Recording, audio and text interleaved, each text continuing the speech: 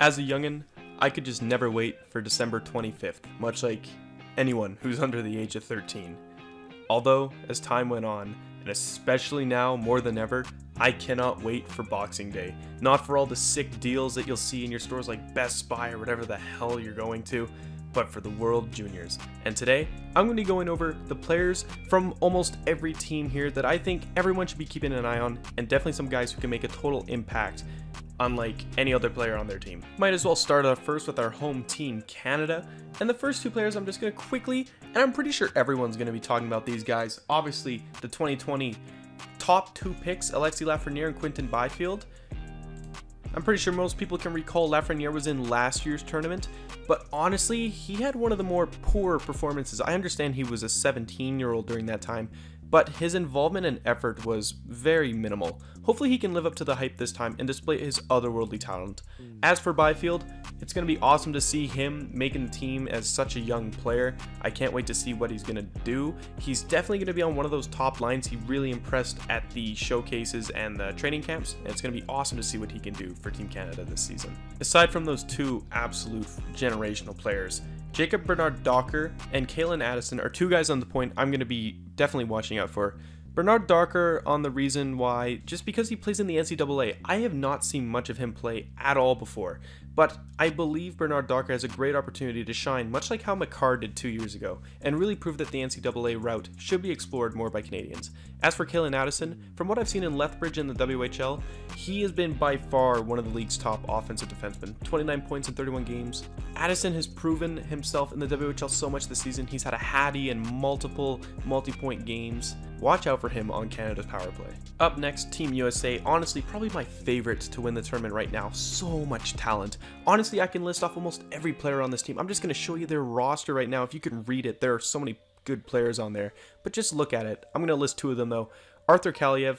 I don't care what anyone else says about his 200-foot game. Kaliev is a point producer, and he's one of the best at it. Crazy shot, crazy offensive awareness. It's going to be cool to see what he can do alongside the other highly touted American prospects. And then obviously, the other one that everyone's going to have their eye on is Cole Caulfield. Already off to a magnificent NCAA career, I feel Caulfield is really going to break out at the World Juniors, and further prove the point that he shouldn't have been looked over in the draft and taken by Montreal at 15th. On to our European powerhouses, Team Sweden. First guys, much like Byfield and Lafreniere, Holtz and Raymond. I imagine the two will be on the same line on opposite wings. Both are incredible stick handlers and should definitely wreak havoc on their opponents. These guys are arguably, I've heard third and fourth, although as in later I've heard Raymond has kind of stayed in the same spot, but Holtz has dropped a little bit.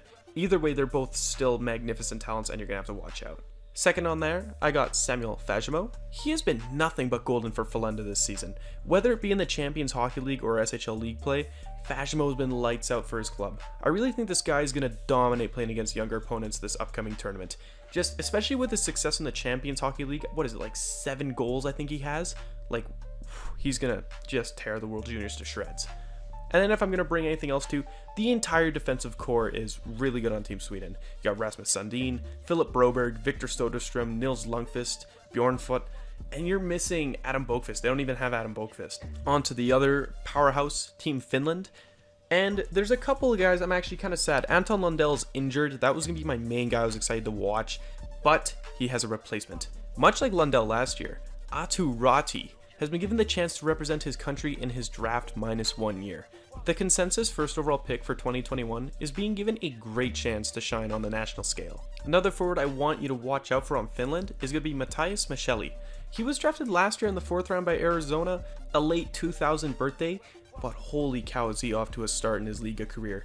25 points in 26 games as a 19-year-old. He leads all U20 players in points in the Liga, and he is honestly already one of the Elves' best players, and if not, one of Arizona's top prospects.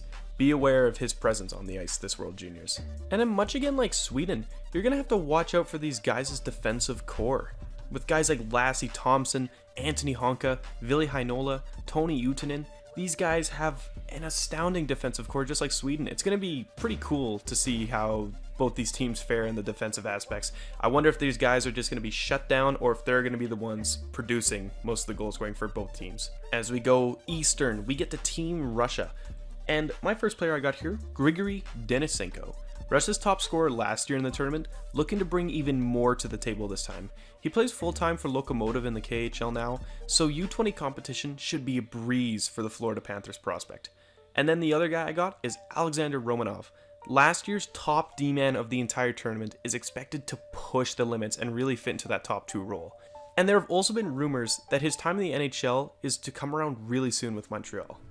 We get into the Czech Republic, and I got a couple of guys I actually want to keep an eye on. They have so many deadly forwards, but I got a couple I want to talk about.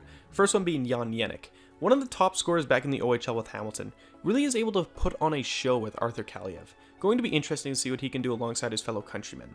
And another forward we have Jakub Luko, super speedy, super good skater. He's a forward playing in the AHL for Providence after winning the Memorial Cup last season with Ruan Noranda. Expected to fit a real mature role on the roster this time. And then I have back in the crease Lukas Dostal. After great performance in last year's World Juniors and so far a wonderful rookie season in the Liga, Dostal aims to be one of the top goalies in the tournament. I think his stats off the top of my mind, it's like 1.9 goals against average in like 20 plus games in the Liga. Absolutely astounding for the Ducks prospect. We're getting on to one of my favorite teams in this World Juniors. Finally, they've made their way back to the top division of play, Team Germany. And my first guys I'm going to have, obviously it's my trio. I'll keep a link to I'll just put a card up there in the top right for you guys. If you don't know already, Stützle, Peterka, Reichel, my German trio of 2020 prospects. I'd just be repeating myself again, so yeah, there's the link for it. It goes in depth on all 3 of them. You're going to have fun watching them. Second, I have Justin Schütz, Germany's top player on the World Junior roster last year, and he's part of the reason Germany's in the top tier of competition this year. Let's see if he can continue to prosper under his national jersey. Oh, and by the way, I did not forget about Moritz Seider. You guys just already know how much I love him and how well he's going to perform at this tournament. Flying away into Team Switzerland, once again, a lot of players I want to keep an eye on. Simon Knack is the first one. One of Portland's best players in the WHL, Knack delivers tons of neat aspects to the table, an awesome, strong right wing, capable of bringing the puck into the zone with ease, and he has some slick hands when he wants to use them. One of the younger players on the roster, but he brings a really complete game to the table. Up next, we got one of their grizzled vets, Nico Gross. Most likely going to be named captain for his nation, the 2000-born defender is now playing in his 3rd World Juniors, mark that his 3rd. A really good shutdown D-man, who has brought some offense to his game in the OHL with Oshawa lately. In this mature role he has to play, it could really gather some attention for Rangers fans. Gross was drafted in the 4th round in 2018. And then I have their goaltender Luca Hollenstein, one of the big contributors in Switzerland's 4th place finish last tournament. His prior experience will be huge for them. Being their starting goalie, he's a smaller guy, but he plays pretty well in his cage there. He's a pretty good goalie for his size.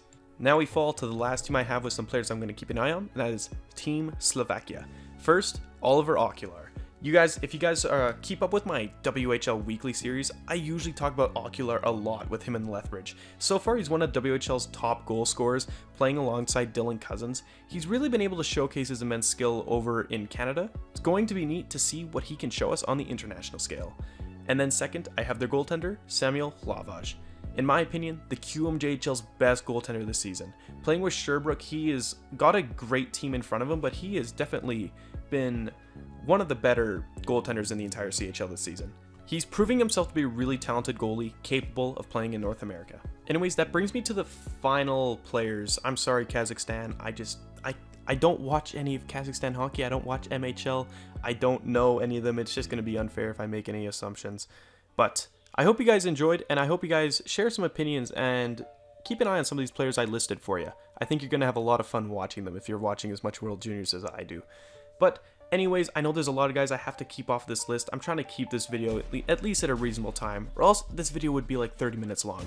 It's going to be so fun watching the World Juniors, and I just want you guys to know, expect daily update videos on the entire World Juniors. I'm going to be doing much like I do with WHL Weekly, but it's going to be like World Juniors Daily. I'm just going to call it that for now. But I hope you guys are excited for that, and I'll see you guys when that rolls around on Boxing Day. Anyways, hope you guys have a good one, and I'll see you guys on the 26th. Bye-bye.